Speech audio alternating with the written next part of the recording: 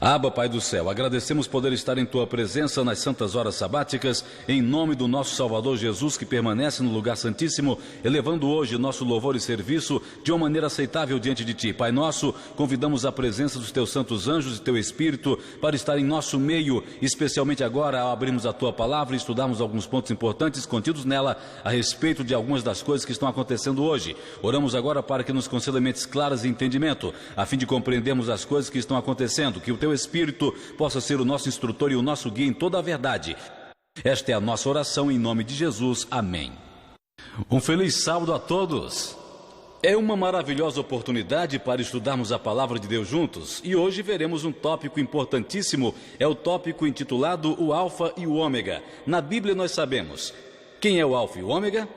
É Jesus Cristo. Assim, o estudo que faremos hoje tratará acerca de certos aspectos sobre Jesus Cristo. Mas também veremos um alfa e um ômega, que é descrito como uma heresia. Então estudaremos um pouco da história da igreja e vamos ver o que poderemos aprender que venha em contato com a pessoa e a identidade de Jesus Cristo. É isso que aprenderemos hoje. Então eu queria que você prestasse cuidadosa atenção, porque algumas coisas vão requerer que vocês pensem um pouco. Então não aceitem tudo o que vocês ouvirem, mas exercitem a capacidade de pensar de vocês e pensem e raciocinem nas várias coisas que veremos juntos conforme compartilhamos. E vamos ver o que poderemos entender sobre o que está acontecendo hoje à nossa volta. Nosso primeiro texto está em Eclesiastes, que nos dá instruções sobre o que temos que fazer. Eclesiastes capítulo 1 nos dá instrução acerca de certas coisas e como elas ocorrem. Eclesiastes 1, versos 9 e 10. E lá diz que o que tem sido é o que será, e o que foi feito é o que será feito, e não há nada de novo debaixo do sol. E se existe algo que se possa dizer, veja, isto é novo, já esteve acontecendo na antiguidade antes de nós. Então a Bíblia aqui nos diz que certas coisas têm um costume de se repetirem, e no objetivo de entendermos algumas coisas que estão acontecendo hoje, onde devemos olhar? No passado, na história. Então é isso que faremos hoje. Faremos uma pesquisa histórica pela história de nossa igreja, para entendermos a nossa situação em relação ao Alfa e o Ômega, porque várias pessoas estão ouvindo hoje sobre o Ômega da apostasia, e várias pessoas têm muito o que dizer sobre o Ômega da apostasia, mas nós precisamos enxergar o que a história declara sobre o Alfa, e então aprenderemos em particular o que existe sobre o ômega, que nos ajudará a entender a situação em que estamos hoje. Muitos acham que o que está acontecendo hoje com relação a certos assuntos que estão sendo agitados é algo totalmente novo que não havia acontecido antes, mas a Bíblia que nos diz que não há nada de novo debaixo do sol. Então hoje é isso que faremos. Nós temos aqui um alerta do Espírito de profecia e nós faremos várias leituras juntos, porque é isto que é uma pesquisa histórica. Então fiquem atentos. É dito em Mensagens Escolhidas, volume 1, página 200. No livro Templo Vivo é apresentado o alfa das heresias mortais. O ômega seguirá e será recebido por aqueles que não desejam prestar atenção ao alerta que Deus tem dado. Então, quando falamos sobre o alfa e o ômega, estamos falando sobre uma heresia de que tipo? É uma heresia mortal. Você acha que isto é sério? Isto é muito sério. A irmã White nos conta que o ômega será aceito por uma certa classe de pessoas que rejeitam a fazer uma coisa. Que coisa?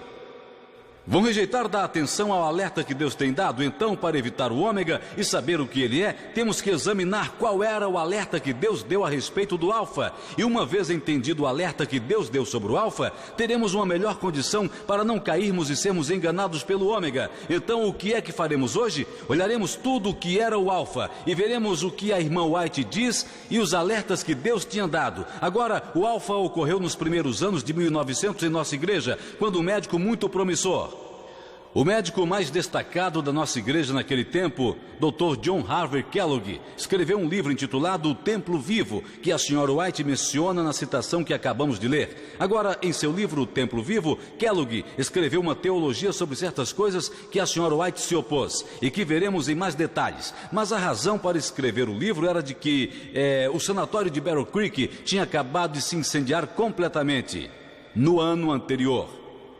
Assim foi sugerido ao Dr. Kellogg, que era um médico muito famoso e bom escritor, que escrevesse um livro e que os fundos gerados pela venda do livro ajudassem a reconstruir o sanatório de Battle Creek. Isso era uma ideia muito boa, mas tristemente o doutor inseriu um pouco da sua teologia, que a irmã White identificou para nós como herética, e iremos olhar com mais detalhes neste aspecto sobre o que o Dr. Kellogg estava ensinando, porque a irmã White identificou aquilo como alfa das heresias mortais. Então, estamos lidando com uma heresia mortal. Precisamos prestar cuidadosa atenção. Vamos ver o que é dito então.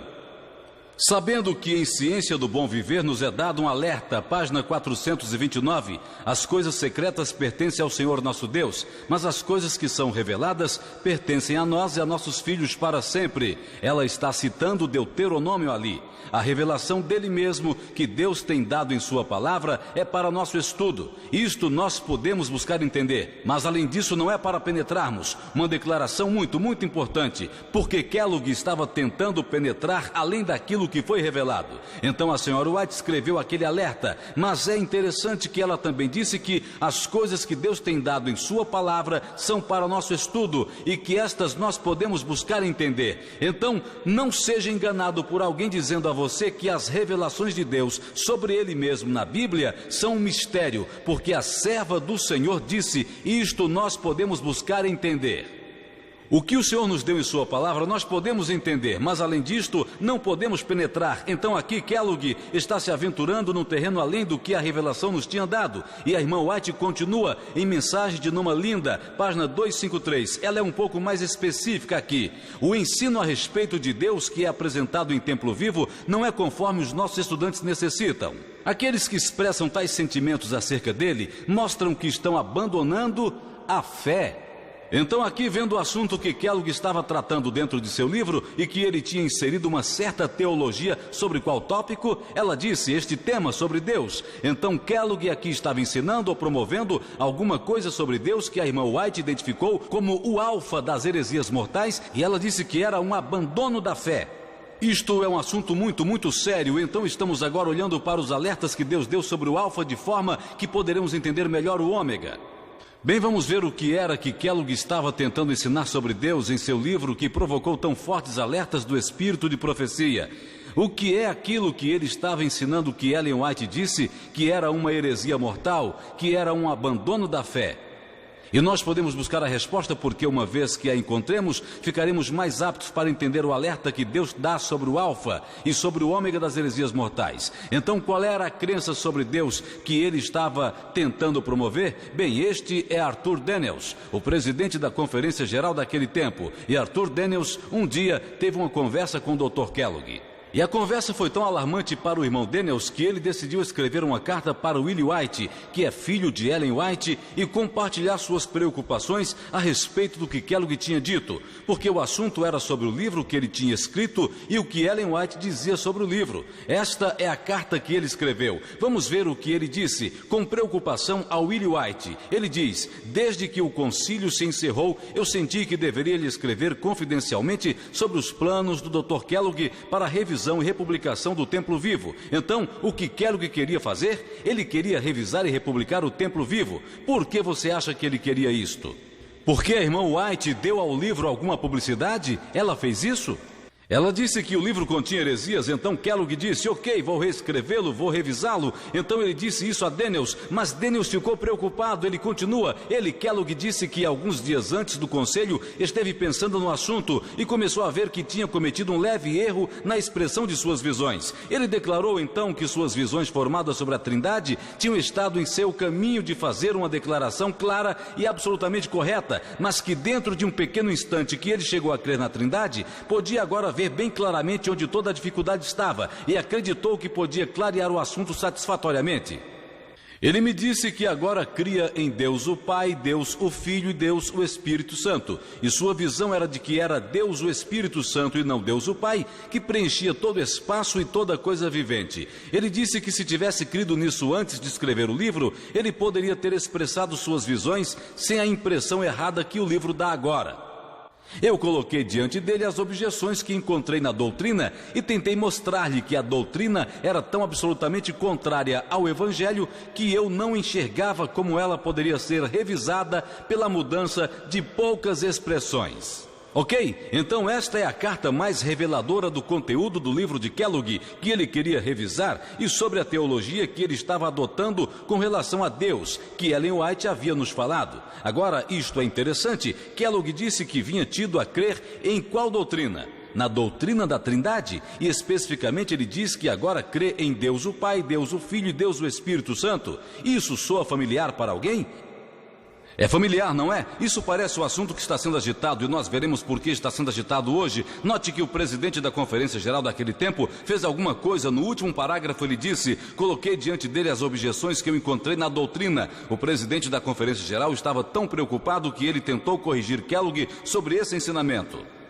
Hoje nós temos pessoas pregando o mesmo ensino de cabeça erguida. É interessante como uma reviravolta pode acontecer, mas nós veremos um pouco mais de perto o que isso significa. Agora, o que a senhora White pensou sobre o que Kellogg tinha dito? Eu irei revisar meu livro. O que eu realmente creio é na Trindade. Eu estou tentando dizer basicamente que eu creio em Deus Pai, Deus Filho e Deus Espírito Santo, e ele queria revisar o livro. Bem, vamos ver o que a irmã White disse sobre isso. Mensagens Escolhidas, volume 1, página 199, 1904. Ela diz: será dito que o templo vivo foi revisado, mas o Senhor me mostrou que o escritor não mudou e que não pode haver unidade entre ele e os ministros do Evangelho, enquanto ele continua a cultivar suas presentes ideias.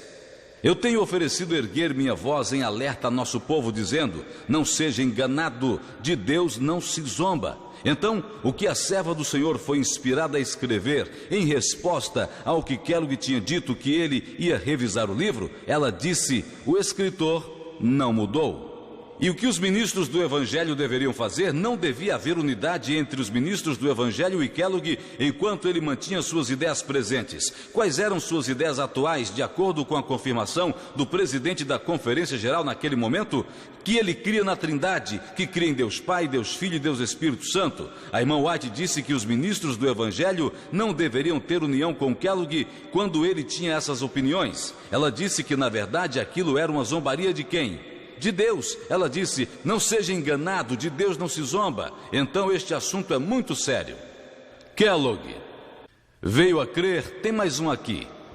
Esta é uma carta que ela escreveu para Kellogg. Você não está definitivamente esclarecido sobre a personalidade de Deus, que é tudo para nós como um povo. Você está praticamente destruindo o próprio Senhor Deus. Então, a crença de Kellogg era muito séria, e no que ele tinha vindo a crer, de acordo com o que está escrito, tudo o que estamos fazendo é somente ler o que temos, a análise histórica, porque a Bíblia nos diz que devemos olhar para o passado para aprendermos o que está acontecendo hoje. Então, Kellogg simplesmente tinha chegado a crer na Trindade. Tinha chegado a crer em Deus Pai, Deus Filho e Deus Espírito Santo. Esta crença é muito comum hoje.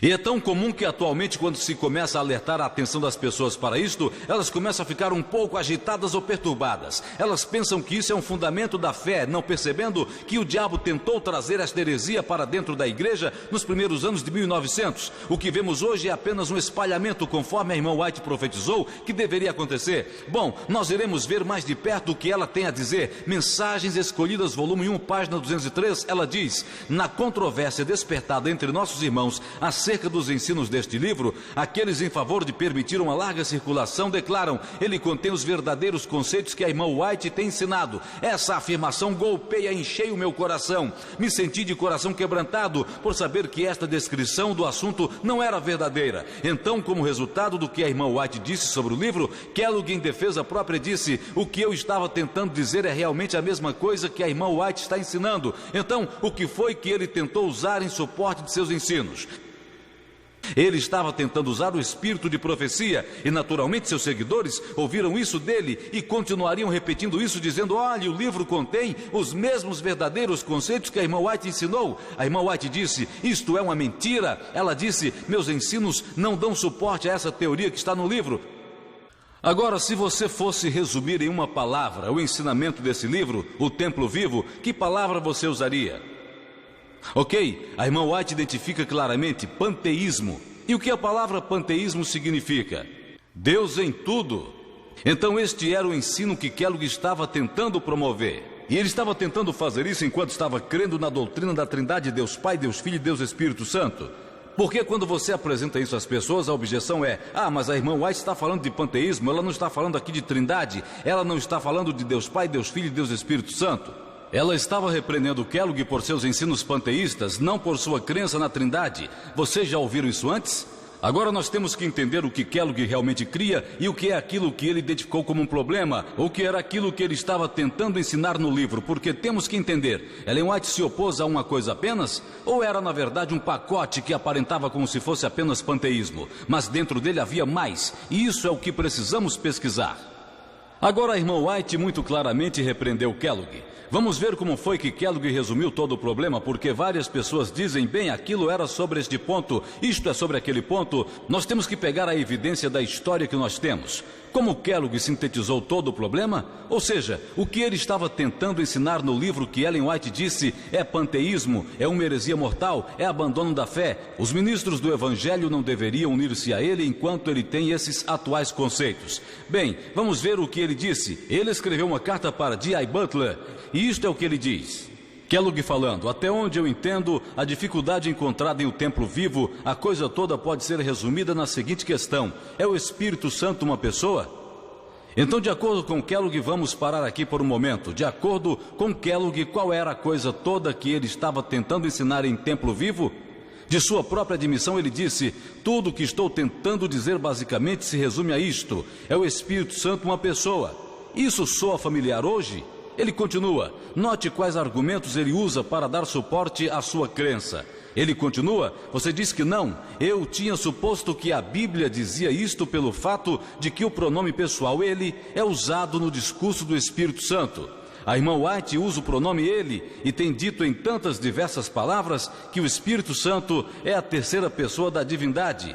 Como o Espírito Santo pode ser a terceira pessoa e não ser uma pessoa de jeito nenhum, é difícil para mim enxergar. Então, sobre o que o Alfa era afinal? É o Espírito Santo uma pessoa. Isto soa espantosamente familiar hoje. Agora, qual era o argumento que Kellogg estava tentando usar em suporte a esta doutrina? Ele foi ao espírito de profecia, especificamente qual declaração ele estava usando? Que a irmã White disse que o Espírito Santo é a terceira pessoa da divindade. Você já ouviu isso antes? Vi pessoas erguerem a cabeça e dizerem: irmãos, a irmã White disse que o Espírito Santo é a terceira pessoa da divindade, que significa que o Espírito Santo é uma pessoa exatamente como o Pai e o Filho. Bem, não tenha dúvidas, você não é o primeiro a ensinar isso. Kellogg estava fazendo isso em 1903. Então, o grande problema no livro Templo Vivo era sobre a personalidade do Espírito Santo. É o Espírito Santo uma pessoa como o Pai e o Filho ou não? E Kellogg tinha começado a crer que o Espírito Santo era Deus, o Espírito Santo, o indivíduo Deus existente como Deus o Pai e o Filho, formando Deus o Pai, Deus o Filho e Deus o Espírito Santo. Isso, segundo ele, é o grande X da questão no Templo Vivo. A irmã White disse que é o alfa das heresias mortais, e as pessoas pensam hoje que isso não é um assunto importante, que isto é um assunto secundário. Muito claro, agora é importante entender porque a Bíblia diz que as coisas que foram são aquilo que acontecerão. Aqui estamos vendo Kellogg ensinando que o Espírito Santo é uma pessoa individual como o Pai e o Filho, e ele estava usando as declarações do Espírito de profecia, e ele também estava usando o argumento que a Santa Bíblia e o Espírito de profecia chamam o Espírito Santo ri, não it às vezes. A Bíblia e o Espírito de profecia referem-se ao Espírito Santo como it. Precisamos enxergar que o mesmo raciocínio que foi usado para promover o alfa é usado hoje na continuação do alfa que veremos por nós mesmos aqui. Ok, continuando, o que foi que Ellen White respondeu a isso? Então aqui nós captamos da boca de Kellogg que o problema todo podia ser sintetizado. É sobre o Espírito Santo, era o assunto do momento. Em Mensagens Escolhidas, volume 1, página 203, a irmã White diz: sou compelida a falar em contra dos que clamam que os ensinos de templo vivo podem ser sustentados por declarações dos meus escritos. Qual declaração que Kellogg especificamente usa? A terceira pessoa da divindade. E Ellen White disse: eu nego que esta afirmação dá suporte ao que Kellogg está ensinando. Deus Pai, Deus Filho e Deus Espírito Santo. Você precisa voltar atrás e ler o que o Espírito de profecia diz, porque Ellen White acabou de falar a você. Esta declaração não tem o significado da conclusão que foi tirada por Kellogg, que o Espírito Santo é uma pessoa, um Deus Espírito Santo. Ela continua: pode haver neste livro expressões e ideias que estão em harmonia com meus escritos, e podem haver em meus escritos várias declarações que, tomadas de sua conexão e interpretadas de acordo com a mente do escritor de Templo Vivo, poderiam parecer estar em harmonia com os ensinos deste livro.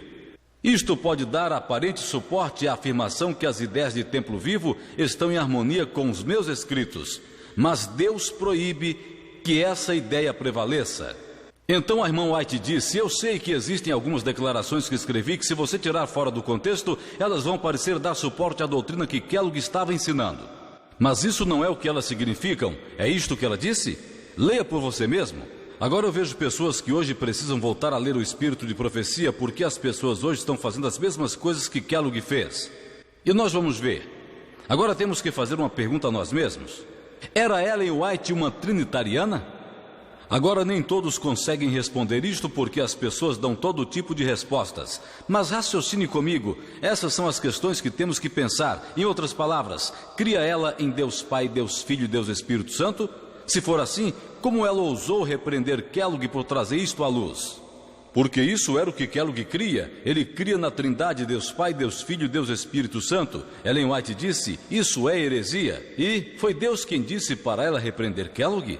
Certamente foi, pois ela estava escrevendo sob inspiração. Ela disse: o Senhor tem me mostrado, sou obrigada a dizer. Agora, se for o caso, então como pôde Deus inspirar ela a se opor à Trindade, se era realmente a verdade? Então, em um lado temos Ellen White condenando Kellogg pela crença na Trindade, e no outro lado temos as pessoas dizendo hoje: mas Ellen White cria na Trindade, ela cria em Deus Pai, Deus Filho e Deus Espírito Santo. Você sabe o que isso faz ao profeta? Isso nos dá um falso profeta. Nos dá um profeta que diz duas coisas diferentes pela mesma boca, mas as pessoas às vezes não pensam logicamente no que elas estão fazendo. Ellen White não podia condenar o que Kellogg estava ensinando e depois ir ensinar a mesma coisa. Isso é impossível. O que foi que Ellen White tentou dizer? Carta 52, 1903, falando para Kellogg, ela diz: suas ideias são tão místicas que são destrutivas para a verdadeira essência, e as mentes de alguns estão ficando confusas sobre o fundamento da nossa fé. Isto soa como aplicável hoje? As mentes de alguns estão ficando confusas? Vamos seguir. Se permitir que sua mente fique assim desviada, dará um molde errado ao trabalho que nos tem feito o que somos, adventistas do sétimo dia. Então, sobre o que era a confusão? Mentes ficarão confusas acerca do fundamento da nossa fé, a respeito daquilo que nos faz adventistas do sétimo dia. E isto era sério? Era tão sério que a irmã White disse que era uma heresia mortal.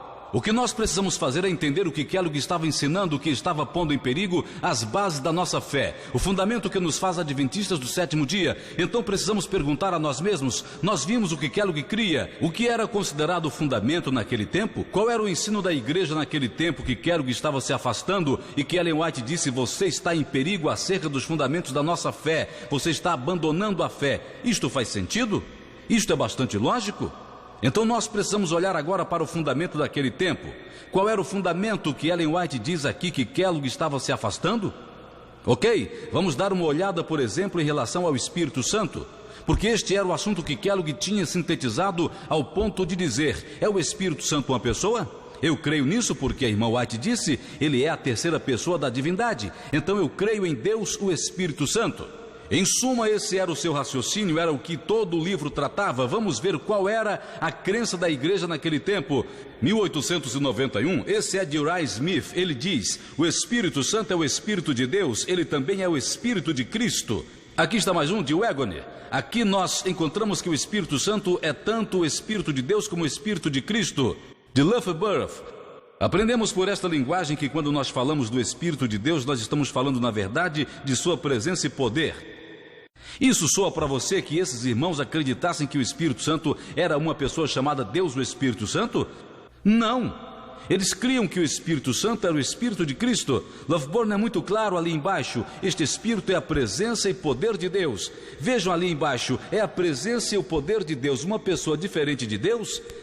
Certamente não. Esta é uma definição muito clara que Loughborough está dizendo. Ele disse, quando falamos do Espírito, é na verdade a presença e o poder de Deus. De onde você acha que Loughborough iria pegar essa definição? Você acha que talvez ele tenha lido o Espírito e profecia em seus dias? E talvez chegou a cruzar com a declaração de Signs of the Times de 23 de 11 de 1891, que diz: o Espírito Divino que o Redentor do mundo prometeu enviar é a presença e poder de Deus. Isto soa como uma pessoa diferente para você? Então isto aqui era o fundamento que a igreja cria naquele tempo.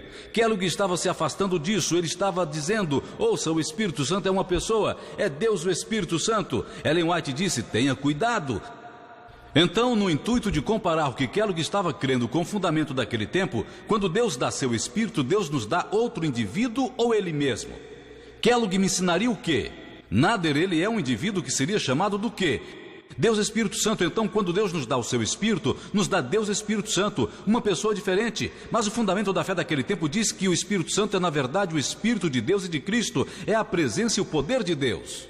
Agora vamos ver qual seria a resposta correta. É alguém diferente ou não é? Testemunhos, volume 7, página 273. Ao dar no seu Espírito, Deus nos dá Ele mesmo, tornando Ele mesmo a fonte de divinas influências, para dar saúde e vida ao mundo. Então está muito claro. Ao colocar a história lado a lado, não há necessidade de muitos comentários. Kellogg estava se afastando deste ensino e estava, na verdade, separando Deus e seu Espírito, tornando o Espírito de Deus em uma outra pessoa diferente, fazendo disto Deus o Espírito Santo. E ele tentou usar o Espírito de profecia como respaldo. Vamos ver então o que a serva do Senhor diz sobre o Espírito, porque se ela estava a repreender Kellogg, então ela deve ter definido claramente em seus escritos o que ela cria, e ela o fez. Nós conhecemos aquelas declarações que dizem terceira pessoa da divindade, que o povo ainda usa hoje, e ela explica o que essa terceira pessoa da divindade é. Ela explica mais sobre o Espírito Santo. Ela o faz. Aqui está um exemplo. Review and Herald, 25 de abril de 1906. Ela diz: é o Espírito que vitaliza. A carne não se aproveita para nada. As palavras que eu digo a vocês, elas são Espírito, elas são vida. Ela está citando João 6 aqui. Cristo aqui não está se referindo à sua doutrina, mas à sua pessoa, à divindade de seu caráter. Uma declaração muito esclarecedora. Então, quando Jesus estava falando de seu Espírito, ele disse: é o Espírito que vivifica. A irmã White diz que quando Jesus disse aquilo, ele não estava falando sobre sua doutrina, mas na verdade se referindo à sua pessoa.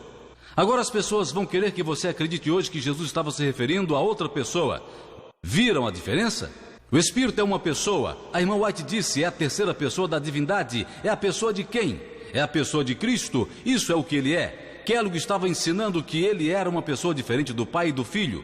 É muito sutil, porque você usa quase as mesmas palavras para descrever duas crenças diferentes. E é por isso que a irmã White disse: isto é uma heresia mortal. Então, quando a irmã White está falando sobre a personalidade do Espírito Santo, ela diz aqui: isto se refere à pessoa de Cristo. Na verdade, é a divindade de seu caráter.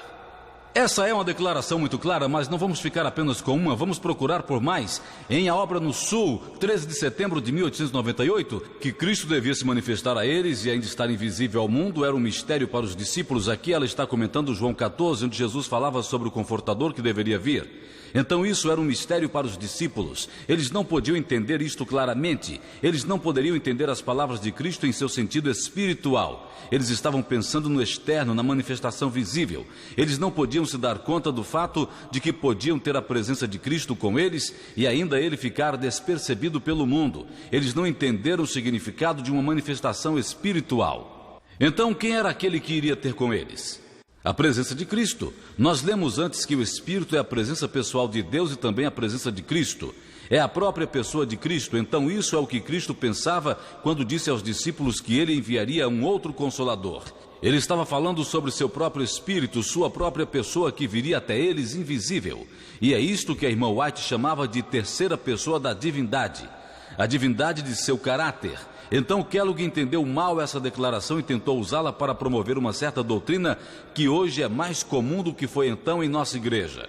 Vamos continuar. Aqui está mais uma: Desejado das Nações 166. Enquanto Jesus ministra no santuário em cima, ele ainda é por seu Espírito ministro da igreja na terra. Ele está afastado dos olhos do sentido, mas sua promessa de despedida é cumprida. Veja, eu estarei com vocês para sempre até o fim do mundo.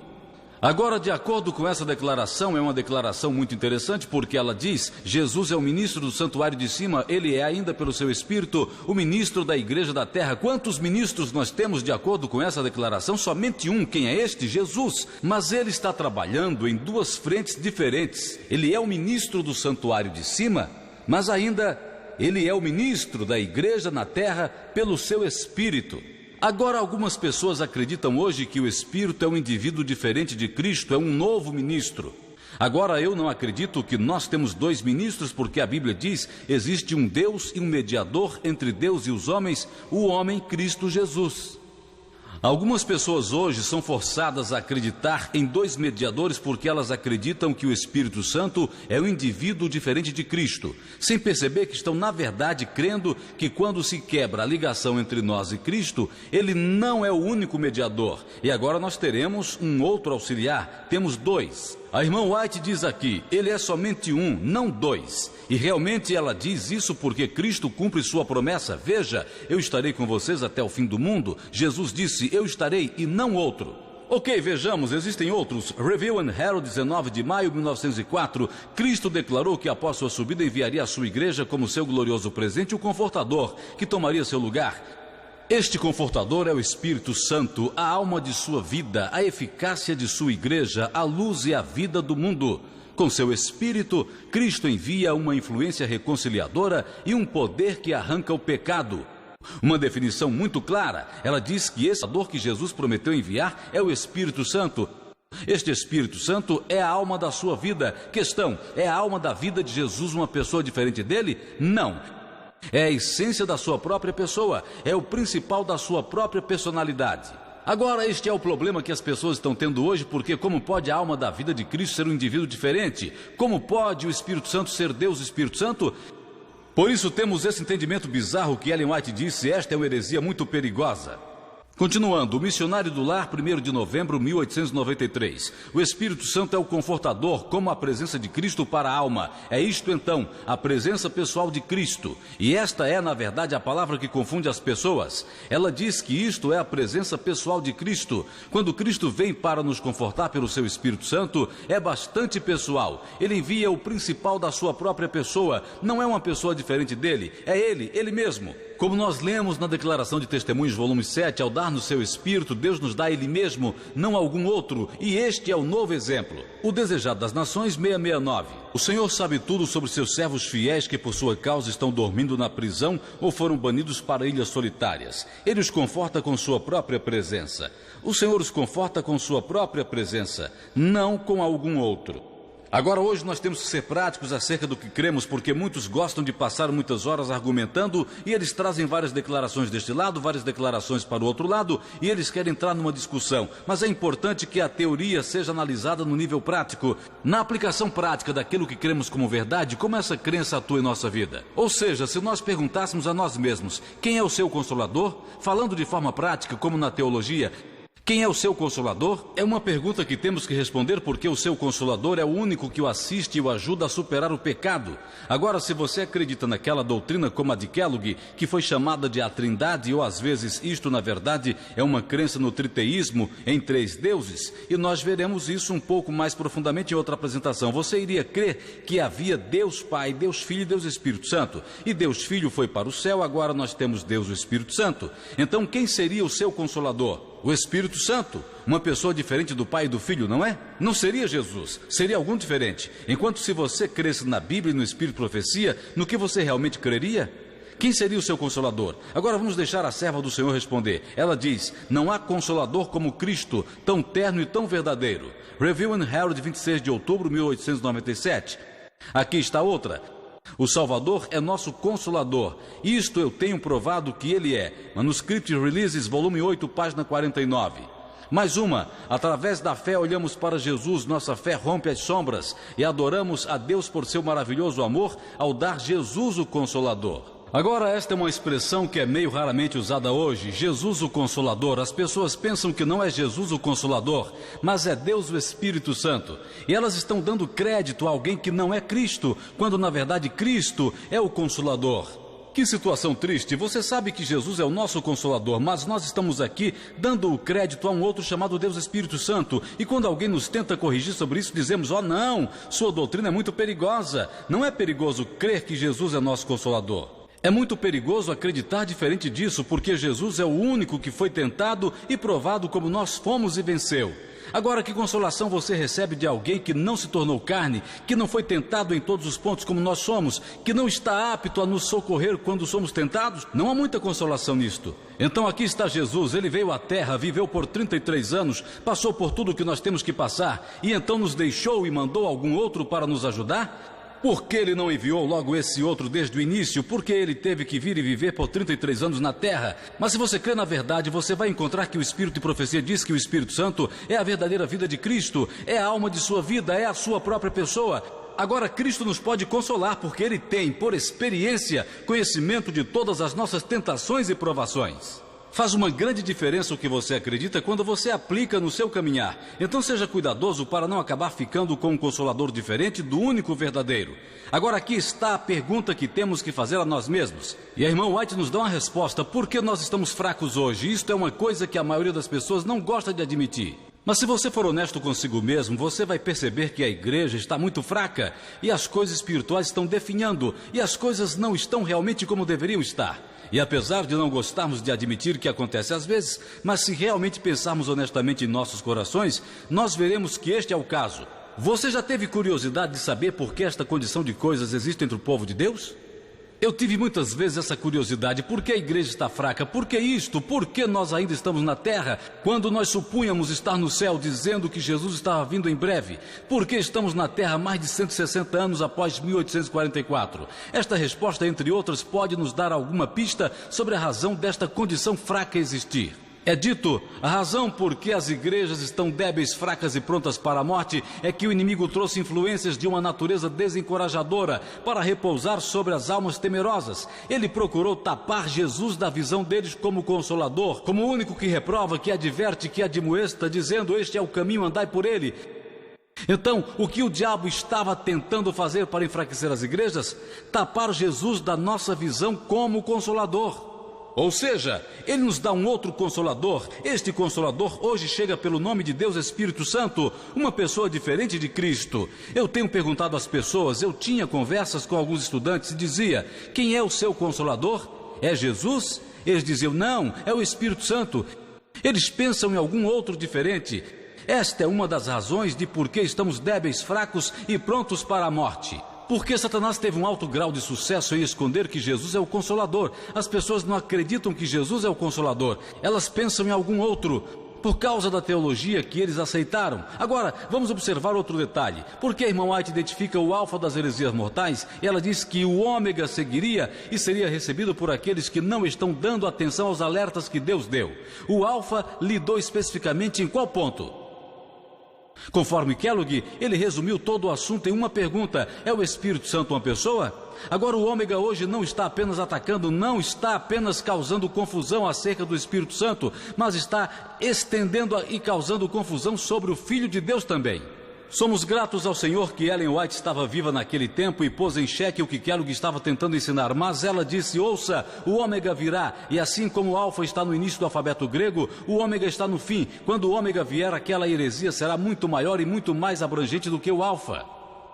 O alfa foi um pouco contido e somos gratos a Deus porque a serva do Senhor escreveu sobre isso, porque nenhum dos ministros na hora detectaram que havia um problema. E então a irmã White escreveu sobre isso. Agora hoje nós temos que examinar qual era o fundamento da fé sobre o Filho de Deus, porque este era um assunto que também ficaria em confusão entre o povo de Deus hoje. Há muitos ensinos diversos sobre o Filho de Deus. Nós temos que ver qual era o fundamento e então nós iremos entender o abandono do fundamento. E nós veremos a conexão entre o alfa e o ômega e como o falso entendimento do Espírito Santo também afeta o entendimento de quem é Jesus.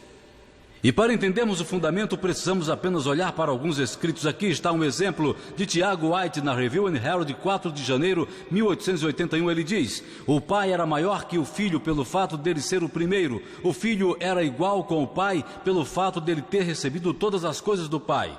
Uma declaração clara, não precisa de comentário. Essa era a crença deles sobre o Filho de Deus. Eles acreditam que Jesus era, como a Bíblia diz, realmente o Filho de Deus. Hoje as pessoas dizem, isso é uma heresia. Se você realmente crê que Jesus é o Filho de Deus, isso é perigoso, irmão. Bem, vamos ver o que é mais dito sobre o fundamento da nossa fé. Este é John Andrews, e ele diz lá na Review and Herald de novo, 7 de setembro de 1869, e como sendo o Filho de Deus, ele estaria também excluído, porque ele tinha Deus por seu pai, e teve, em algum ponto da eternidade do passado, um princípio de dias.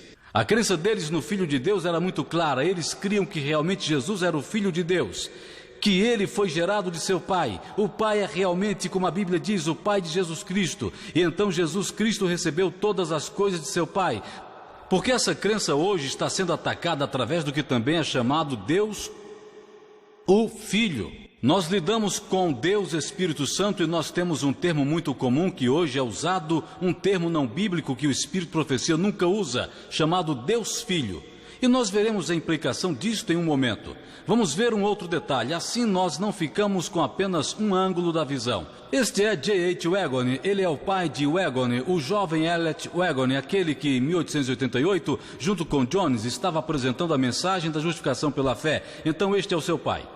E este é um comentário que ele fez sobre triteísmo. Agora, o triteísmo é a crença em três deuses, Deus Pai, Deus Filho e Deus Espírito Santo, totalmente sem parentescos. Note que ele diz em Ideia sobre o Batismo, em 1878, ocorreu algo muito cedo que tornou a doutrina da Trindade em triteísmo. Isso é com respeito aos primeiros séculos, e ao invés de três pessoas divinas, como na teologia do Pai, Filho e Espírito Santo, resultou em três seres colaterais, coúnicos e autoriginados, fazendo deles três princípios absolutos e independentes, sem qualquer relação de pai e filho, que é a mais adequada noção de três deuses. Muito claro. Quando nós chegamos a três seres colaterais, ou o que é hoje denominado seres coiguais, que são todos autoriginados, e quando você destrói a relação de pai e filho, você acaba tendo na verdade três deuses. Então nossos pioneiros foram contra a doutrina da Trindade, como você irá encontrar em alguns livros e literatura. Mas muitos hoje pensam que os pioneiros foram contra apenas a doutrina católica da Trindade. Mas que a Trindade que nós cremos hoje, os pioneiros não foram contra. Você já ouviu isso alguma vez? Aqui nós vemos que os pioneiros foram contra todos os tipos de Trindade, incluindo o triteísmo, incluindo a crença em três seres divinos que não se relacionam como pai e filho, que resultam em três deuses. Ou seja, quando você destrói o relacionamento pai e filho, quando dizemos que isso é uma metáfora, quando dizemos que isso é simbólico, quando dizemos que é apenas profético, quando dizemos que é apenas um papel, quando dizemos todas essas coisas, na verdade estamos destruindo o relacionamento pai e filho. Você chega a três deuses. Kellogg acreditava em Deus Pai, Deus Filho e Deus Espírito Santo. Então é importante entender que os pioneiros não somente rejeitaram a Trindade católica, mas eles rejeitaram as outras formas que são comuns hoje. E as pessoas hoje, para confundir o assunto ainda mais, elas não se referem à sua doutrina como a Trindade. Elas dizem, nós não cremos na Trindade, nós cremos na divindade. E quando elas dizem divindade, elas creem em Deus Pai, Deus Filho e Deus Espírito Santo. É sobre isso que o Wagon está dizendo aqui. Vamos continuar. Este é um artigo de Loughborough, Objeções à Trindade, Review and Herald de 1861. Ele diz ali, porque ele está se opondo à Trindade. Estas são as razões que ele dá. É contrária ao senso comum, é contrária à Escritura, sua origem é pagã e mitológica. Não é muito coerente ao senso comum falar de três sendo um e um sendo três, ou como alguns expressam chamando Deus como o Deus triuno, ou Deus três em um. Se Pai, Filho e Espírito Santo são cada um Deus, seriam três deuses, pois 3 vezes 1 não é 1, mas 3. Que é muito lógico, se Deus Pai, Deus Filho e Deus Espírito Santo são todos deuses, nós temos 3 deuses. E nós temos um sério problema com o primeiro mandamento que diz, não terás outros deuses diante de nós. É assim? Diante de mim. Ok, realmente temos um problema então, para tentar reconciliar. Então nós temos 3 deuses, pois 3 vezes 1 não é 1, mas 3. Este é da Review and Herald, 5 de novembro de 1861. Este é Wagon, o filho de J.H. Wagon. Vamos ver o que ele diz acerca do Filho de Deus. Mas note que nós vamos encontrar uma tendência muito comum em todos os escritos. Eles todos creem a mesma coisa, que foi uma base comum que todos eles criam e assinavam embaixo. Isto é o que ele diz. Esta é Sinais dos Tempos, 8 de abril de 1889. Ele diz... Embora ambos sejam da mesma natureza, o Pai é primeiro no tocante ao tempo. Ele também é maior pelo fato de que não teve início, enquanto que a personalidade de Cristo teve início. Por que é assim? Porque Cristo foi gerado de seu Pai, ele saiu do seu Pai. Agora, o Egoni diz aqui que ambos são da mesma natureza, ou seja, ele cria na divindade de Cristo? Claro que sim. Agora as pessoas hoje fazem a acusação de que aqueles que realmente acreditam no que a Bíblia diz, de que Jesus é o Filho de Deus, que eles não acreditam realmente na divindade de Cristo. Que demonstração pobre de capacidade de raciocínio. Jesus é o Filho de Deus, ele tem a mesma exata natureza de seu Pai. Se você ler em qualquer lugar da literatura um material sobre este tópico que está disponível aqui, você vai descobrir que a divindade de Cristo é muito fortemente sustentada. O Egner fez a mesma coisa, ele disse, olha, eles são da mesma natureza, não podemos negar isto, mas ele continua sendo o Filho de Deus, não podemos negar tampouco. Agora as pessoas hoje tentam sustentar a divindade de Cristo, ao na verdade negar que ele é o Filho, o que gera um problema muito sério, porque se Jesus não foi gerado do seu Pai, ele não herdou a natureza divina dele. Então me diga, de onde no mundo ele a conseguiu? Então você diz que ele é Deus por ele mesmo. Bem, você acabou de criar 3 deuses. É disso que os pioneiros estavam falando. A maior evidência e prova para a divindade de Cristo é o fato de que ele é o Filho de Deus. Ele herdou todas as coisas de seu Pai. E então ele tem a mesma exata natureza que seu Pai. Aqui está o que o Egoni continua dizendo. Está em seu livro Cristo e Sua Justiça, páginas 19 a 24. Havia um tempo quando Cristo saiu e veio de Deus do seio do Pai, mas esse tempo foi tão distante nos dias da eternidade que para uma finita compreensão é praticamente sem começo. Agora essas duas declarações, alguém pode pensar que o Egoni está quase se contradizendo, porque na primeira ele disse a personalidade de Cristo teve um início, mas agora ele diz, olha, era tão distante que para nós é praticamente, nós quase podemos dizer, era sem início. Mas essas declarações não se contradizem, elas na verdade se harmonizam. Elas mostram que essa crença, esse evento foi tão distante que para nós, para a finita compreensão, está além da nossa computação humana, está além do nosso cálculo, não pode ser medido por anos ou por símbolos matemáticos como o espírito de profecia diz. E praticamente falando, poderia ser sem princípio porque é muito distante. Mas isso não nega o fato daquilo que realmente ocorreu, que realmente teve lugar. Havia um ponto em que Cristo realmente foi gerado de seu Pai, e isto é apenas a leitura das crenças que os pioneiros tinham.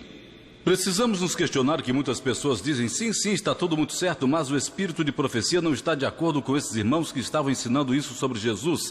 Temos que fazer esta pergunta a nós mesmos. Ela estava de acordo ou não? O simples fato de que eles iam para a igreja juntos deveria dizer alguma coisa, mas não é convincente o bastante para as pessoas. O fato de que eles oravam juntos e tinham estudos bíblicos juntos deveria ser uma evidência, mas vamos ver algumas evidências mais sólidas. Aqui está a declaração de Wegner, que nós não lemos esta. Esta é mais uma de seu livro Cristo e Sua Justiça, página 20. E veja cuidadosamente o que é dito. Os anjos são filhos de Deus, assim como Adão, pela criação. Cristãos são filhos de Deus por adoção. Mas Cristo é o Filho de Deus por nascimento. E assim, Cristo é a expressa imagem da pessoa do Pai. Muito claro, diz o que ele acreditava. Que ano foi? 1890. Agora vamos ver uma declaração do Espírito de Profecia 5 anos após o que o Egoni escreveu. Em Sinais dos Tempos, 30 de maio de 1895, veja cuidadosamente o que ela diz. Deus amou tanto o mundo que deu seu Filho unigênito, não um filho por criação como foram os anjos, nem um filho por adoção, como é o pecador arrependido, mas o Filho gerado na expressa imagem da pessoa do Pai. Estas declarações estão aqui coloridas e você pode realmente comparar cada cor. Você acha que esses dois autores acreditam? Talvez, quem sabe, na mesma coisa acerca de Cristo. Eles usam as mesmas exatas palavras, não usam? Agora é interessante que o Egoni escreveu aquilo 5 anos mais cedo. É bem possível que Ellen White tenha lido o livro, porque quando ela escreveu a declaração, ela quase usa as mesmas exatas palavras, o mesmo conceito. Ele diz, os anjos são filhos pela criação. Ela diz, Jesus não é filho pela criação como os anjos. O Egoni diz, cristãos são filhos de Deus por adoção. Ela diz, ele não é filho por adoção como os pecadores arrependidos. O Egoni diz, Cristo é o Filho de Deus por nascimento. A irmã White diz, mas filho gerado na expressa imagem da pessoa do Pai. Isso nos diz que a palavra gerado significa criado? É isso? É o que algumas pessoas querem que você acredite. Elas dizem, gerado significa criado, irmão. Você está dizendo que Jesus é criado? Bem, se você simplesmente procurar no dicionário o que a palavra gerado significa, vai descobrir que significa justamente o que o ego não quis dizer. Significa nascimento. A palavra unigênito não significa criado, porque se você olhar aquela declaração com cuidado, você vai descobrir que a senhora White faz sob inspiração, faz uma distinção divina entre a palavra gerado e criado. Então, seja cuidadoso quando você diz que gerado é igual a criado, porque a inspiração divina diz que gerado é diferente de criado, porque é dito no início daquela declaração, ele não é um filho pela criação, mas ele é o filho gerado. Então não fique confundindo o povo de Deus dizendo gerado é criado, quando o espírito de profecia sob inspiração faz uma clara distinção. Você está dando falso testemunho. É melhor você tomar cuidado para não misturar gerado com criado. Mas como as pessoas gostam de vencer os argumentos às vezes e gostam de dizer algo que vai espantar todo mundo de acreditar na verdade, e soa muito assustador quando você diz que Jesus é criado. Quando você crê na verdade bíblica que Jesus é gerado, algumas pessoas dizem, você está dizendo que ele é criado. Bem, não é o que estamos dizendo. A Bíblia diz, ele é gerado, e o profeta diz, é diferente de criado. Então seja mais cuidadoso com o que você repete e com o que você está compartilhando. Jesus é o filho por nascimento, ele não é criado. Há uma clara diferença. Ellen White foi trinitariana? Ela ensinou o triteísmo? Porque quando mostra essa evidência, as pessoas ainda dizem, espere um minuto, que era o que estava lá. Mas hoje temos textos claros do Espírito Profecia de que Ellen White era realmente uma crente em Deus Pai, Deus Filho e Deus Espírito Santo, um trio de seres divinos individuais. E eles têm algumas declarações que pensam dar suporte a isso. Mas temos que nos questionar. Vamos ler algumas declarações agora e vamos pensar. Poderia uma pessoa que acreditava em tal doutrina, a doutrina de três seres individuais, em três deuses, ou Deus Pai, Deus Filho e Deus Espírito Santo, poderia tal pessoa fazer declarações como estas? Vamos examinar. Esta é de Instrutor da Juventude, 16 de dezembro de 1897. Desde a eternidade havia uma completa unidade entre o Pai e o Filho. Eles eram dois, mas muito perto de ser idênticos. Dois em individualidade, mas um em espírito, coração e caráter. Aqui temos uma declaração que menciona Pai, Filho e Espírito. Diz que o Pai e o Filho eram quantos? Dois, e muito perto de serem idênticos. O que isso quer dizer? Não exatamente idênticos, apenas uma curta distância de serem idênticos. E então diz, eles eram dois em individualidade, porém um em espírito. Você se lembra do que os pioneiros disseram? O Espírito Santo é, na verdade, o Espírito de Deus e o Espírito de Cristo, ou seja, o Pai e o Filho compartilham o mesmo Espírito. A palavra Espírito na Bíblia significa vida. Se você procurar vida, significa mente, significa a pessoa de Deus, a personalidade de Deus, quando se trata do Espírito Santo. Então aqui vemos que não está sendo ensinado que o Espírito Santo é um ser individual como o Pai e o Filho. Eram dois, mas um em espírito. Mas esta não é a única declaração. Vamos olhar mais uma. Prestem muita atenção nesta aqui. Este é o grande conflito, página 493. Todo mundo já deve ter lido esta declaração. Cristo, a palavra, o único gerado de Deus, era um com o Pai eterno, um em natureza, em caráter e em propósito, o único ser em todo o universo que poderia entrar em todos os conselhos e propósitos de Deus. Está muito claro, Jesus é o único ser em todo o universo que pode entrar nos conselhos de Deus. Agora, se você crê que o Espírito Santo é um ser como o Pai e o Filho, como fica isso de que ele não pode entrar nos conselhos de Deus? Poderia ser que a sua crença não está curada? Sim, é bem possível, porque foi dito que os conselhos de Deus incluem somente quantos? Dois, o Pai e o Filho. O Pai e o Filho compartilham o mesmo Espírito. Mas se você não crê que o Espírito Santo é um ser individual como o Pai e o Filho, e na verdade crê que o Espírito Santo é a presença e o poder de Deus, é sua própria presença pessoal pela qual ele nos conforta, então você não tem nenhum problema em entender que o Espírito Santo sim existe. Este é outro problema. Várias pessoas dizem, você está dizendo que Deus, o Espírito Santo, não existe. Isso é uma coisa estranha de se acreditar. Como alguém pode acreditar que não existe Espírito Santo enquanto eles têm a Bíblia nas mãos? Existe Espírito Santo, mas existe uma compreensão errada e outra correta sobre o Espírito Santo. E é uma compreensão errada que Kellogg ensinava e que está sendo muito ensinada hoje, que o Espírito Santo é um ser individual chamado Deus Espírito Santo, como o Pai e o Filho. Mas o entendimento correto sim mantém que existe um Espírito Santo, é o Espírito de Deus, o Espírito de Cristo, a presença pessoal do Pai e do Filho. Mas vamos ler mais. Ainda não é suficiente. Vamos olhar outra. Aqui está. Instrutor da Juventude, 7 de julho de 1898. Somente o Pai e o Filho devem ser exaltados. Isso é claro. Somente o Pai e o Filho devem ser exaltados. Então o que eu presumo fazer com Deus Espírito Santo? Percebe que as pessoas hoje estão muito inconsistentes na sua crença? Se você crê em Deus Pai, Deus Filho e Deus Espírito Santo, e você pretende adorar a Deus, você vai adorar a quem? Pai, Filho e Espírito Santo? Você vai exaltar o Pai, o Filho e o Espírito Santo, mas o Espírito Santo inspirou esta declaração e diz a você: Pai e Filho somente devem ser exaltados. Veja que o Espírito Santo é a inspiração por trás das declarações que estamos lendo. Do Espírito Santo é que estamos falando, e o Espírito Santo sabe quem ele é, se podemos colocar assim. Se somente o Pai e o Filho devem ser exaltados, então você está em um sério problema, porque você está mantendo uma adoração a Deus Espírito Santo, que você crê ser um Deus individual, exatamente como o Pai e o Filho são. Mas vamos ler mais outra. Aqui está uma muito clara, Testemunhos, volume 8, página 268, 1898. Deus é o Pai de Cristo. Cristo é o Filho de Deus. A Cristo foi dada uma posição exaltada, ele foi feito igual ao Pai. Todos os conselhos de Deus estão abertos a seu Filho. Isso soa como se fosse feito por alguém que crê na Trindade ou no triteísmo? As pessoas hoje creem que Deus é realmente o Pai de Cristo e que Cristo é o Filho de Deus? Note que é praticamente uma repetição para o nível das crianças, não é? Diz as mesmas palavras, mas na ordem inversa, deixando claro, o espírito de profecia está dizendo: ouça, é muito simples, Deus é o Pai de Cristo, Cristo é o Filho de Deus. Tornando simples, você não precisa ficar confuso sobre isso, e ainda assim as pessoas continuam confusas hoje. É muitíssimo triste. E diz: a Cristo foi dada uma posição exaltada, ele foi feito igual ao Pai. E quantas pessoas acreditam nisso hoje? Eles acreditam na doutrina da Trindade, em Deus Pai, Deus Filho e Deus Espírito Santo. É dito bem aqui, de acordo com a inspiração, a Cristo foi dada uma posição exaltada, ele foi tornado igual ao Pai. Isso foi bem antes dele ter vindo à Terra, porque alguns dizem: isso foi quando ele voltou para o céu, não é? Bem, você leu o contexto da declaração. Isso foi no céu, anterior à sua vinda à Terra. Vamos ver, há mais alguma? Sinais dos Tempos, 14 de outubro de 1897. É muito clara. O único ser que era um com Deus viveu a lei na humanidade, reduzido à vida humilde de um trabalhador comum e labutado na bancada de carpinteiro com seu pai terreal. Quem é este? Cristo. Ela disse: Cristo é o único ser que era um com Deus.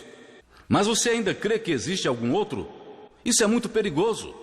Porque aqui diz o único ser, mas nós sabemos que existe um ser que quis ser também igual ao Pai e ao Filho. Sim, existe algum outro de fato, mas ele não se achava um com Deus. E ele perdeu seu lugar no céu porque ele tentou fazer isso pela força. Então nós temos declarações muito claras. Seja cuidadoso antes de acusar o espírito de profecia de dar suporte às suas crenças como Kellogg fez.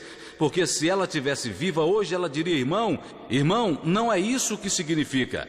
Mensagens Escolhidas, volume 2, aqui está uma profecia sobre o ômega. Nós olhamos para o alfa, olhamos para a história, olhamos para o fundamento, olhamos para doutrinas que podem ser afetadas pelo que Kellogg cria, porque nós vamos fazer a aplicação para hoje e entender o que está acontecendo hoje, causando confusão entre o povo de Deus. Esta profecia é muito conhecida, Mensagens Escolhidas, volume 1, páginas 204, 205, 1903. O inimigo das almas tem procurado trazer a suposição de que uma grande reforma deveria ser feita entre os adventistas do sétimo dia, e que esta reforma consistiria em abandonar as doutrinas que se erguem como os pilares da nossa fé e se engajar em um processo de reorganização. Se esta reforma ocorrer, qual será o resultado? Os princípios da verdade que Deus em sua sabedoria deu à igreja remanescente seriam descartados. Nossa religião seria mudada.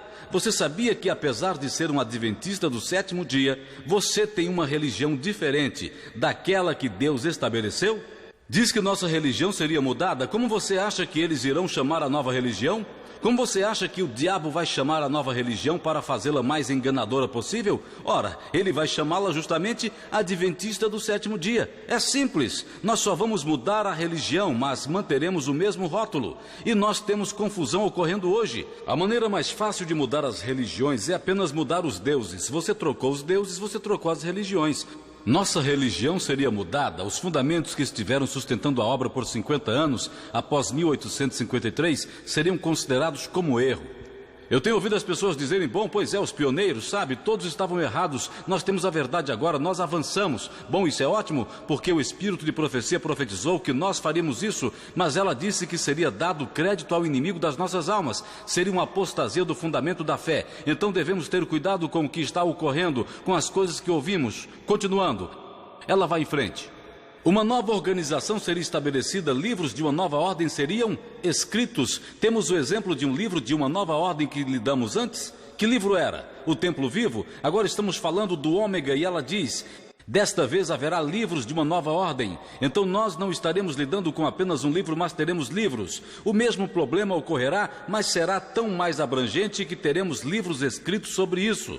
Um sistema de filosofia intelectual seria introduzido, nada seria permitido ficar no caminho do novo movimento. Os líderes ensinariam que a virtude é melhor que o vício, mas com Deus sendo removido. Deus é removido? Muito interessante. Eles colocariam suas necessidades no poder humano, que sem Deus é inútil. Sua fundação seria construída sobre a areia, e a tormenta e a tempestade varreriam a estrutura para sempre.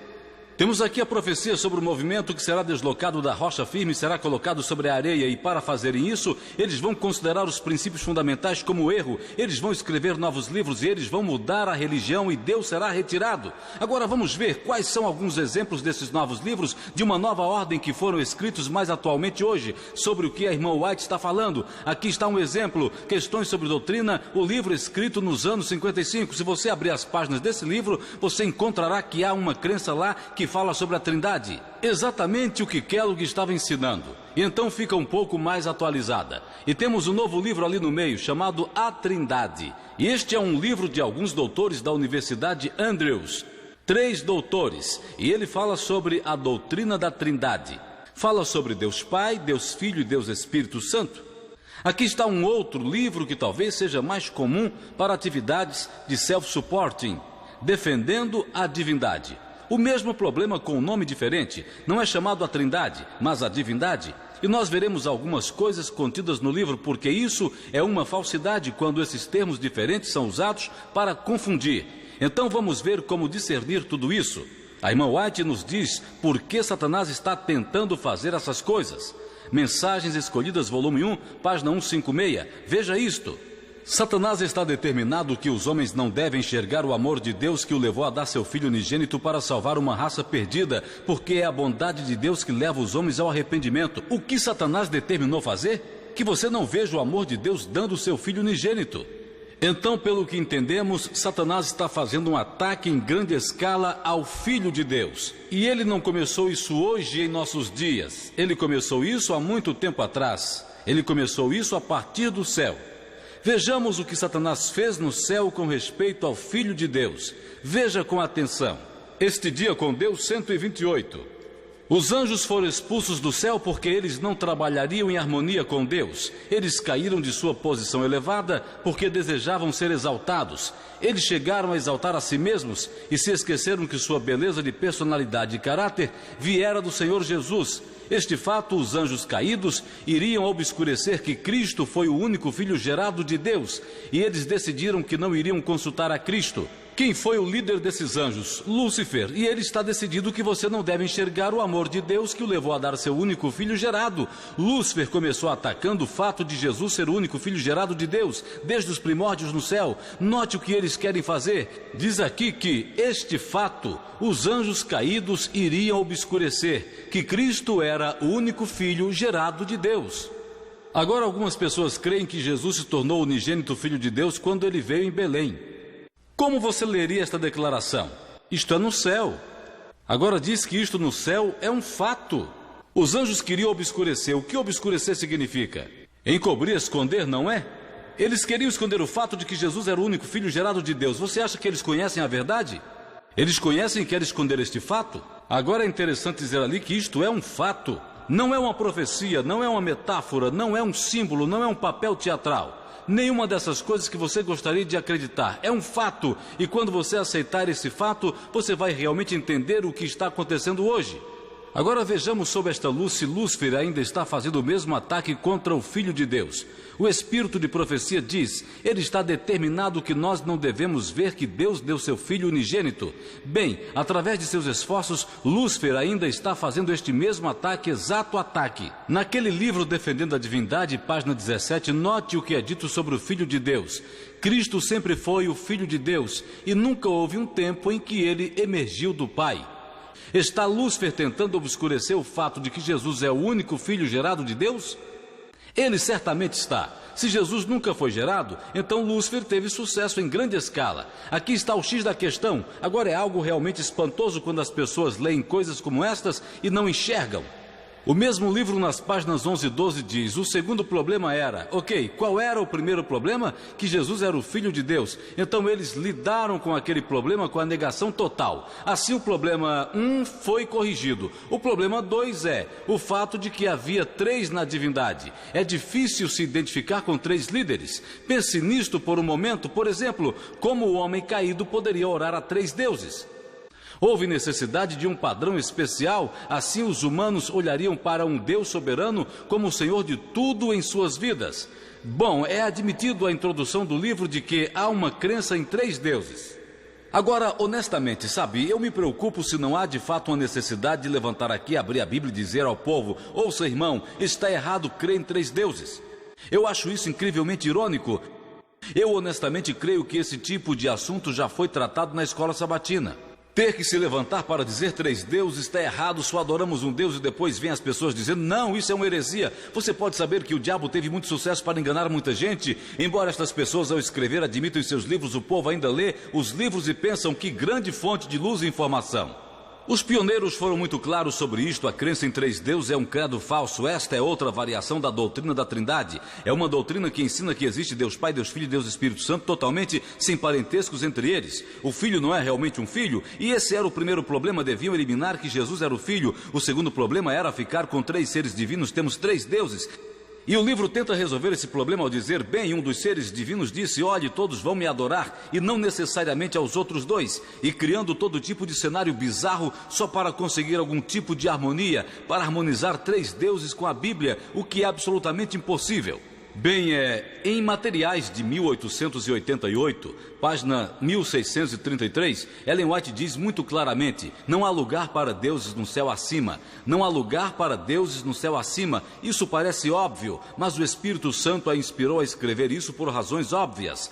Deus é o único Deus verdadeiro. Ele preenche todo o céu. Aqueles que agora se submetem à sua vontade verão a sua face, e seu nome estará nas testas de todos que são puros e santos. Enquanto há pessoas ensinando que existem 3 deuses, Ellen White diz: ouçam, não há lugar para deuses em cima no céu. Deus é o único Deus verdadeiro. De quem ela está falando? Deus o Pai. João 17,3 diz. Jesus, falando de seu Pai, diz: que possam te conhecer como único Deus verdadeiro. João 3,17. A próxima evidência disso é que ele disse: eles verão a sua face e seu nome estará aonde? Nas suas testas. Em Apocalipse 14,1 diz que os 144.000 tinham o nome do seu Pai nas suas frontes. Esse é o Pai de Jesus. Estamos falando aqui do Pai, e foi dito: não existem deuses acima. Deus, o Pai, é o único Deus verdadeiro, e nós já vimos isso antes, que Deus é o Pai de Cristo e Cristo é o Filho de Deus. Vamos ver. Lembre-se que nós lemos essas declarações apenas para compará-las de forma clara. Nós lemos isso antes. Kellogg resumiu o problema todo dizendo: todo o problema do alfa. Só estamos conectando os pontos entre o alfa e o ômega. Todo o problema do alfa, o que eu queria dizer é basicamente o Espírito Santo, uma pessoa. É o ensino dele. Qual argumento ele usou? Ele disse: bem, ele é chamado Ri na Bíblia e no Espírito de Profecia, e a própria Ellen White disse a 3ª pessoa da divindade, mas Ellen White disse que não cria nisso. Agora note como o ômega faz uma reaparição, e note a similaridade nos argumentos. A irmã White diz: o templo vivo contém o alfa destas teorias. Eu sei que o ômega o seguiria em pouco tempo, e eu temi por nosso povo. Agora vamos ver isso que é dito. Aqui está no mesmo livro. Ele cita: é de altíssima significância que ela sempre fala do Espírito Santo como uma pessoa completamente divina, a 3ª pessoa da divindade, e ela nenhuma vez fala dele como It. Você já tinha visto este raciocínio antes em algum lugar? Se colocarmos lado a lado, talvez fique mais evidente. A irmã White disse: o alfa foi uma heresia mortal, o ômega viria. Livros de uma nova ordem seriam escritos sobre o ômega. É interessante que o ômega está usando exatamente os mesmos raciocínios, as mesmas declarações que Kellogg tentava usar do espírito de profecia, exatamente os mesmos argumentos para tentar promover a mesma doutrina. Se isto não é óbvio, vamos olhar mais uma, porque algumas pessoas tristemente estão tão adormecidas que precisam ser realmente sacudidas para acordarem. Vamos olhar mais uma, vejamos. De novo o mesmo livro, página 171, ali à esquerda, tanto a Bíblia como o Espírito de Profecia dizem que existe um Espírito Santo, que ele é uma pessoa real e que ele é a terceira pessoa da divindade. Mesmo raciocínio de novo. Agora este livro assume que aqueles que creem na verdade, ou seja, nós, não creem no Espírito Santo de fato.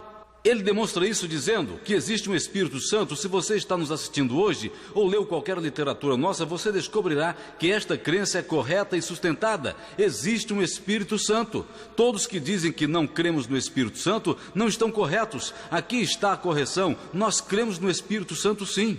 Aqui está, mas nós não cremos que o Espírito Santo é um ser individual como o Pai e o Filho. É a presença pessoal de Deus e a presença pessoal de Cristo. Mas perceba a doutrina que está sendo ensinada ali. Nós vimos antes, na introdução do livro, diziam que eles criam em quê? 3 deuses. E agora estão usando o mesmo argumento que Kellogg usou para promover o mesmo ensino. Agora, você pode ficar especulando sobre o que o ômega poderia ser. Você pode dizer que ele é a nova teologia, é o movimento Celebration, é isso ou aquilo que está acontecendo na igreja. Ok, tudo bem, mas você precisa ser acurado. Quando você coloca o alfa e os alertas que Deus nos deu, você descobre que o ômega não é tão difícil de ser identificado. Está na frente de nossos olhos, usando os mesmos próprios argumentos que Kellogg dizia em seus dias. Mas vamos continuar. Aqui está mais uma. Kellogg ensinou, é um trecho da carta lida antes, que ele cria em Deus Pai, Deus Filho e Deus Espírito Santo. Vamos examinar. Tem o ômega relação com esta marca ou não? Página 91, mesmo livro. Deus Pai, Deus Filho e Deus Espírito Santo são coeternos e um em natureza e propósito, mas não são uma única pessoa. Ou seja, eles são 3 pessoas diferentes. Tal declaração ficaria em total concordância com a Bíblia e o Espírito de Profecia. Você lembra de alguém que disse isso em seus dias? A irmã White disse: desculpe, irmão, não. Deus proíbe que essa ideia prevaleça. Meus escritos não apoiam essa doutrina ou esse ensino.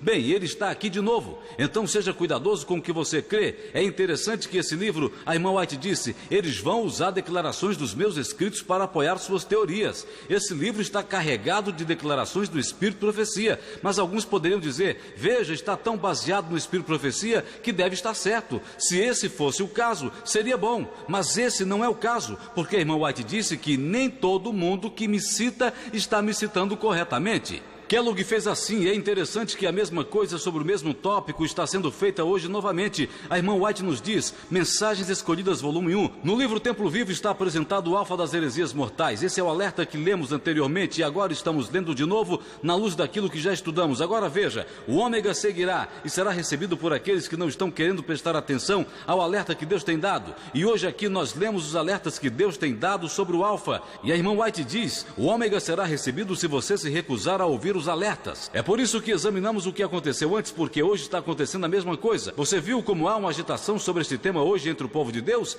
Isso não é coincidência ou acaso, isso foi profetizado. E a irmã White nos contou sobre isso há muito tempo atrás. Está acontecendo diante dos nossos olhos. Aqui está o alerta com o qual deveríamos estar bem familiarizados. Nada temos a temer quanto ao futuro, exceto se esquecermos a maneira com que o Senhor nos tem guiado e seus ensinos em nossa história passada. Life Sketches, página 196 e Review in Herald, 12 de outubro de 1905. Então algumas pessoas estão se esquecendo da forma como Deus nos tem guiado, esquecendo seus ensinos, que é o porquê de fazermos o que estamos fazendo. Isso é para informar as pessoas e avisar, ouçam irmãos, a profecia está se cumprindo e você não vai querer que ela se cumpra na sua vida. Você não vai querer que ela te pegue desprevenido. Aqui estão os pontos-chave da profecia que vimos, basicamente.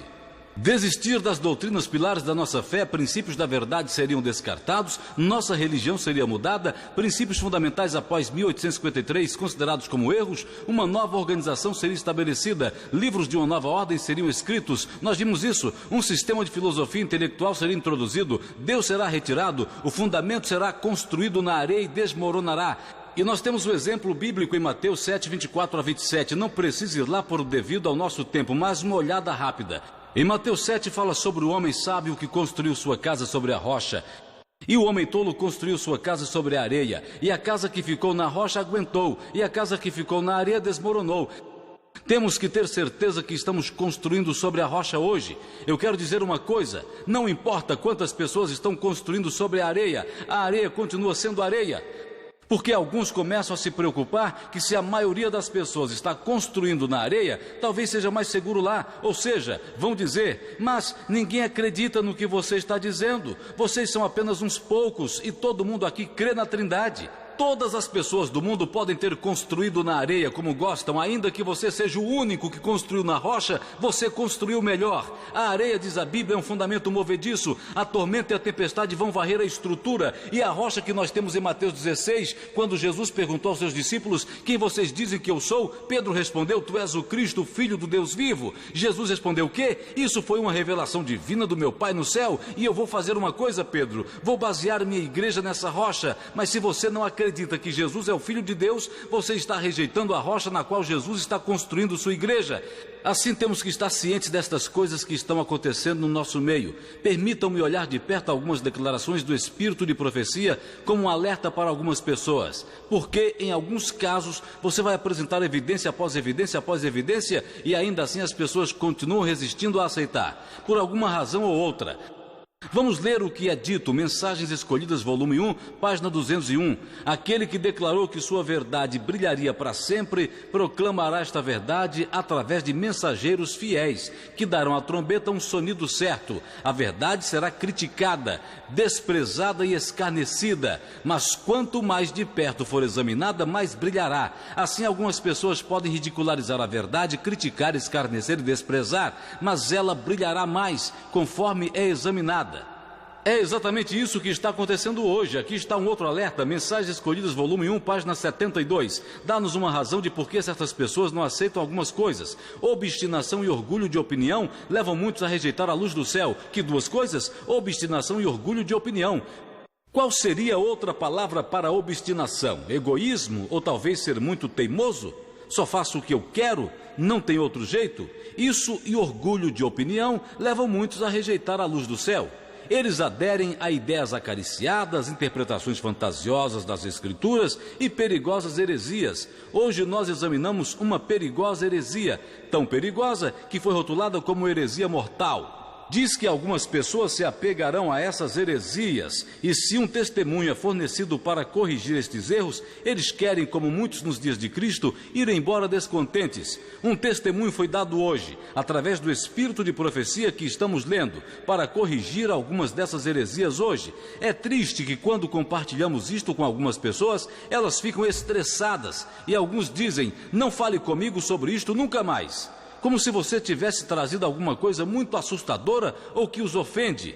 A razão por que Deus está enviando estas coisas é para nos ajudar a sair do erro para a verdade. Deus não está enviando essas coisas para nos condenar, mas para nos levantar. Então a mesma coisa está acontecendo hoje. Quando o testemunho é dado para corrigir esses erros, muitas pessoas vão embora descontentes. Mensagens Escolhidas, volume 1, aqui está de novo. É plano de Deus dar suficiente evidência da natureza divina de sua obra para convencer a todos que honestamente desejam saber a verdade. Se você realmente quer saber a verdade, Deus dará suficiente evidência para que você veja a verdade, mas Ele nunca remove toda a oportunidade para a dúvida. Todos os que desejam pôr em dúvida e contestar encontrarão chance. Por outro lado, se quiser sentar e ficar argumentando, escrevendo livros, dissertações e artigos, você pode fazer isso. Deus disse que não vai remover toda a evidência para duvidar. Ele não remove toda a oportunidade para a dúvida, mas nossa posição e nosso alvo não é sentar e questionar e contestar e argumentar e debater por horas. Nossa posição é somente dar a verdade,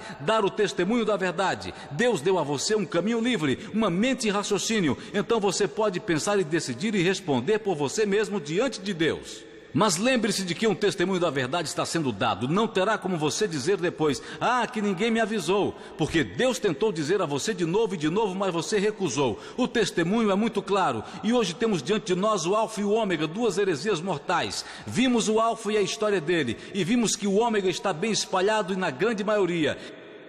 E é uma virada de mesas. Você sabe que o alfa da apostasia, quando veio, era com a minoria, Kellogg e seus seguidores, mas a maioria da igreja estava segura. Mas hoje, com o ômega, temos uma virada de mesas. A maioria acredita errado e a minoria está acreditando na verdade.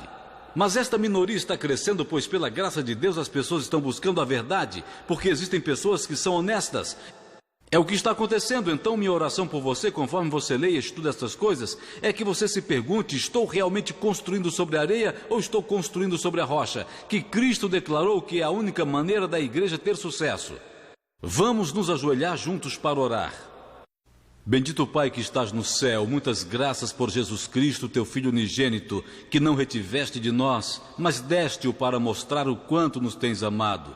E te agradecemos pelos claros testemunhos dados em tua palavra, que mesmo embora o diabo tente obscurecer esse fato e escondê-lo de nós, todavia cremos e compreendemos que tu nos tens amado tanto ao dar-nos teu Filho. Nós oramos, Pai, pelas almas que estudarão e ouvirão as palavras desta mensagem, e para que eles possam ver, através da influência do teu Espírito, onde está a verdade. O acerto de contas não está longe no futuro e as provas ainda persistem.